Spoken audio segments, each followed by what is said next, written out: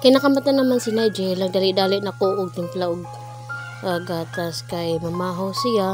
Samtang nagtanaw pa man pod sila og cocomelon mo nang nagdali-dali na kog timpla. Di pa ko dugi na human og silig sa likod kay ako nagisiligan ang pesto sa among dogi.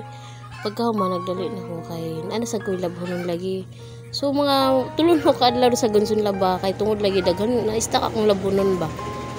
So mo na lang sad ako ipapamahaw niya kaning corn beef mo na lang ako ipapamahaw.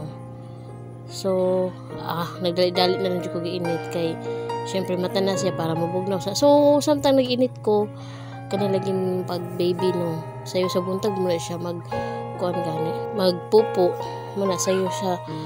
Akong nagtimpla sa ako man ako sa lang siya giligo. So pagka man nagligo mo na ni namahaw nami. So mahawtan niyo mga kaasay. Dahil sa kasagi ako na lang siya gikuha dito sila kami. Kaya paborito man siya ni Nigel God. So ako na lang gida ang usa.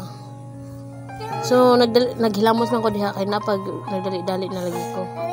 So syempre samtang namahaw pod siya, mahaw na sad ko. Kaya ang usa. Kami naman lang sad ang wala naman. Tayo man akong mga estudyante.